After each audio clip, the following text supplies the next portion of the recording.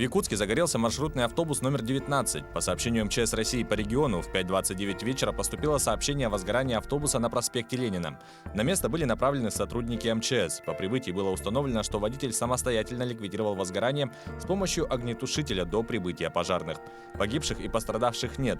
Ранее в соцсетях распространилось видео инцидента и сообщалось, что в салоне был заблокирован человек, однако эта информация не подтвердилась. Свыше 60 пожаров произошло в Якутии в 2021 году. Об этом сообщает пресс-служба МЧС Республики. Отмечается, что 1 января в Якутске при пожарах погибли 2 человека. Один из них произошел из-за неосторожности при курении. Также крупный пожар произошел 6 января на территории Хангаласского района, где в результате происшествия огнем было уничтожено 12 единиц техники и здание гаражного бокса. За этот период при пожарах спасены 3 человека и свыше 100 эвакуированы.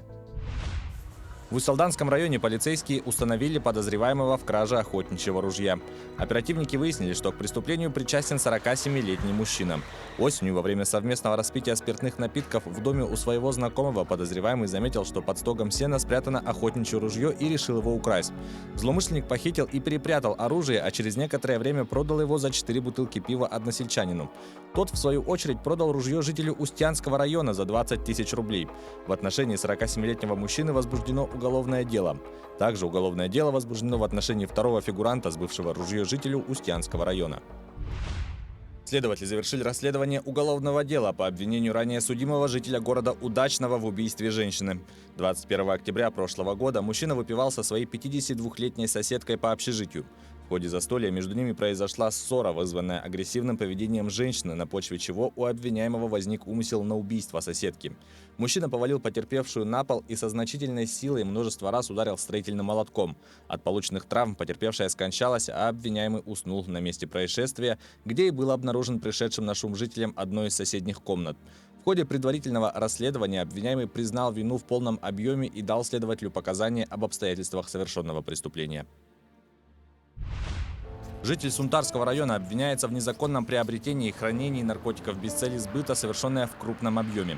По сообщению прокуратуры региона, обвиняемый на территории одного из населенных пунктов Сунтарского района собрал дикорастущую коноплю, общий вес которой составил более 126,5 граммов, что является крупным размером. Мужчина задержан при возвращении в село Сунтар. После утверждения обвинительного заключения уголовное дело направлено прокурором в суд для рассмотрения по существу. Мужчине грозит до 10 лет лишения свободы. Жительница Амгинского района обвиняется в мошенничестве при получении выплат путем представления заведомо ложных или недостоверных сведений. Уголовное дело возбудили по материалам проверки прокуратуры Амгинского района. По информации ведомства, местная жительница, являясь официально трудоустроенной в одной из бюджетных учреждений района, представила в Центр занятости заявления и документы, содержащие в себе заведомо ложные сведения об отсутствии у нее работы и заработка. На основании этих документов она поставлена на учет в качестве безработной с назначением ей пособия по безработице и их выплатой. Прокуратура направила материалы проверки в следственный орган для решения вопроса об уголовном преследовании. Сотрудники Управления по контролю за оборотом наркотиков МВД по республике Саха-Якутия перекрыли канал поставки в регион синтетических наркотиков. Ранее в результате оперативно-розыскных мероприятий нашими сотрудниками было установлено, что в город Якутск прибыл межрегиональный наркокурьер с крупной партией синтетических наркотиков.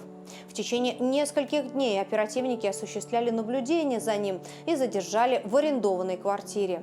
Оборудованные им 6 тайников обнаружены в лесном массиве в 25 километрах от города Якутска.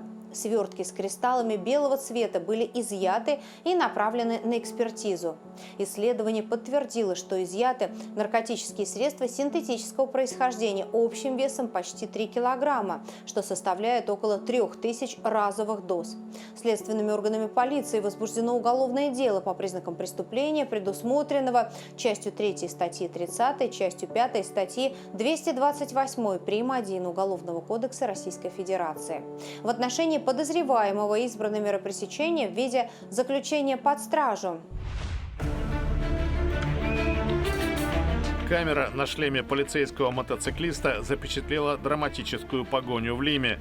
За микроавтобусом Toyota, которым управлял выходец из Венесуэлы по имени Альберто Хосе Бермудес Гонсалес, числились штрафы на общую сумму в 163 тысячи солей, по курсу более 3 миллионов рублей.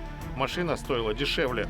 Встреча с транспортной инспекцией не сулила водителю ничего хорошего, поэтому он ударил по газам и сбил сотрудницу полиции Жаклин Росалес Рамирес. Помимо наезда на человека, совесть подозреваемого была отягощена махровым букетом грехов: вождением без прав, неудовлетворительным техническим состоянием автомобиля, нарушением порядка посадки и высадки пассажиров, парковками в неположенных местах и тому подобным.